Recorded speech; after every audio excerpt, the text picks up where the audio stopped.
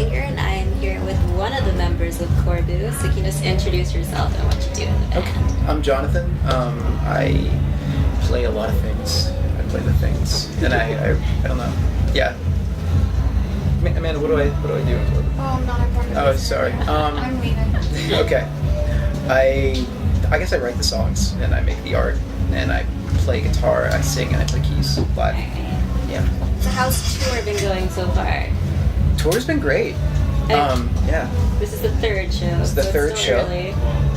It's still early, and I have to remind myself. I'm like, oh, this is not that bad. It's like, I still have 2 more weeks of this, you know. So, but yeah, it's been really fun.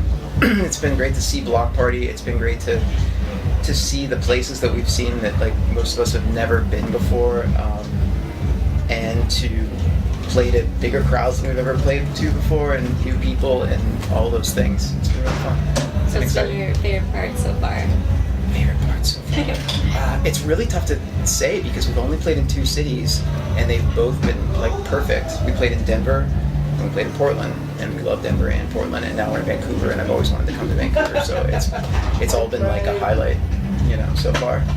Alright, so let's talk about the new album. It's called Crayon Soul. It is. I know you guys have talked about the story a million times, but if you could just sum it up real quick. Sum up, what about it? I know there's a story behind it. There's a story behind it. Okay, so let's see. So when we were almost done with the record, Amanda and I were like, I feel like there's some kind of story that I'm seeing in my head. She was like, yeah, me too. And we talked about we're both seeing exactly the same thing. So, and it's sort of loosely inspired by things like Adventure Time and like Daft Punk's Interstellar 5555, which is like their full-length music video that they made for one of their albums. And so the story itself, to summarize it, it's hard to summarize. Sorry. Let's go outside. Sorry, pause. So the story is, it's something that came actually after the music. The music was pretty much done, and we came up with this thing that just sort of popped into our heads about, it's almost like a very long episode of Adventure Time, and it's kind of a sci-fi thing where somebody wakes up, they wake up into like a new life, and they don't really know how they got there. They go through sort of a death reincarnation experience and wake up into this new life, and they go through all this stuff, and they basically have to save the universe from this evil dark liquid that's trying to eat everything and swallow everything up. And they sort of, at the end, arrive back at the same place they started, but without taking up 2 hours. That's the general plot summary of it. And do you think there'll be more? Do you think you'll ever like make more songs with this story or another album? I can't say no for sure. It was only like we may never write another story again. That was just, it's not something we've ever been into or even wanted to do. It just sort of naturally grew out of these songs. So maybe we will, but as far as I'm concerned, the next album, like we write the music first. The music comes first, and then it sort of tells us the way it wants to be presented. So for all we know, for the next album, we'll be like making sculptures or doing some other weird thing. So I don't know yet. Alright, so it's recorded with David Friedman. I think I'm saying that right? Friedman, actually. It's the way I said it forever. Okay. Before I met him. Yeah. And he wrote the Flaming Lips, and he did Taven Pala. Mm-hmm. So it was like working with him, knowing all that. It was a dream come true. It's from the moment we started working on the record, we only wanted to work with Dave. He was the only person we wanted to mix it, and our label was like, you should have some backup options, So we wrote him this letter.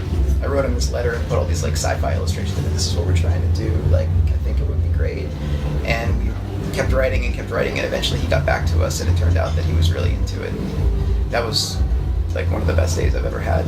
Actually, working with him was amazing. He's like one of the kindest, most intelligent, and like someone to be that smart and to be that good and to be able to talk to you in a way that's completely eye to eye, and there's nothing condescending as he's telling you things you don't understand, and he's sort of teaching you as you're doing it. And it was 2 of the best weeks of our lives working with him. It was amazing. Every room in the house, it's like there's a timpani sitting there, and it's like this one part of this Flaming Lips record, like that's the timpani that's on it. Like, so I would just listen to it in the room. It's just hanging out with the thing that made it, which is pretty great. Quite the experience. Yeah. So I know on Facebook, I saw you guys put your genre as 78 ski lodge rock with beats. Right. So how would you describe that to someone? That was. It's funny. That's like a joke. It's sort of true. That it has basis and it's really abstract. I just wanted to put something that was like fun there that meant something to me. So we all grew up in Pittsburgh, and Pittsburgh is like, no matter what year it is constantly playing 70s rock. No matter where you go, it's on a loop there, like Boston and stuff like that. And so when I was like growing up and going skiing, it would play it everywhere. It's like dueling guitar, like kind of 70s guitar rock that I never listened to, but I have these really great memories of skiing and being in ski lodges with my dad and like having this like weird like classic rock playing everywhere. So I think that really influenced me, even though I never listened to that stuff. It just sort of sneaks through in some of our music, like our song Polygon Forest. The guy that recorded our album, Abe Seifert, used to call them guitar harmonies. So that's probably from that kind of music. So the 78 ski lodge rock with beats thing it's music made by people that grew up on classic rock but don't even really listen to it or like it, but it's in there, and listen to Boards of Canada instead. So that's my long-winded explanation of what 78 ski lodge rock with beats means. Alright, so since the album's called Crayon Soul, Crayon Soul. if you had to describe yourself as a Crayola color, what would you be? I'd have to go with, I don't know that, I know Crayola has very specific names for You could each make color. up your own even. Okay, there would be Corbu blue. There's a very specific kind of grayish light blue that I've always been obsessed with. I don't know why. I actually started, our song We Are Sound was written to try to describe that exact color in sound. That's how I produced it. It was like, it's not blue enough. It needs to be more blue. And so it actually like made the song, it worked. That's how like the beach samples and all that stuff ended up in it. Cool. Yeah, I just wanted to put that color in my head. It did. So I know you guys focus a lot on the live experience of your shows. What do you incorporate into your shows? What do you mean? From Like costumes, lights, we have these props? obviously. These props, we're not there yet. In New York, what we do is we have projections, and we're actually going to use those tonight for the first time on the tour. And we project onto us. So that's another reason why these are white. So we're like the projector screens, and they're totally synced to the music, and it's our little light show. It's our way of having a light show in like small places. Like I said, we're not used to playing in bigger places like this. So, but in some places like tonight, we get to have the projections off to the side and lights. So we have those, we have these, and aside from that, we just made some banners with like symbols from the artwork that we're going to put around us at Austin City Limits. So we're working on that too. Yeah. And aside from that, we just play the songs.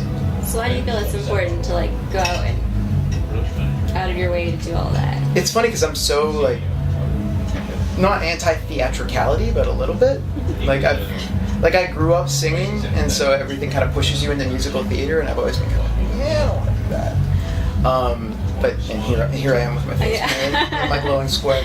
I think it's important because I think we've all been to so many concerts, and there's so many bands in the world, and we just don't want to be just another show you see, just another band standing on stage in jeans and t-shirts, which we were up until recently, up until we started the album stuff.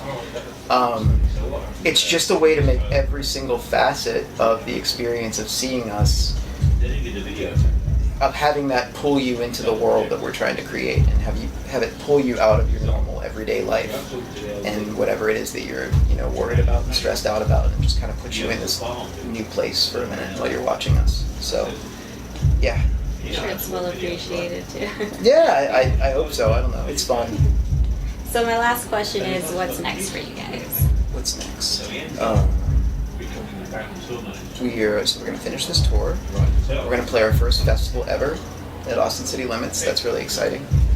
And then it's really all like we want to tour more. We want to go to the UK. We've never been there, so hopefully that's coming soon. We're always writing the next thing in the background. But what's really fun is that, you know, when you come out with your debut album, nobody knows who you are, really. You're just sort of still getting out there. But then the crazy things like this happen, like Bloc Party asked us to come on tour with them and open for them. And so here we are, and we have no idea what's going to happen next. So it's just, it comes in and you react and you keep going. So we're going to keep touring. I don't know where yet, but we're going to keep going. And yeah, finish up the next album in the background. Yeah. Cool. That's all I have. All right. Thank you. Yeah, thank you.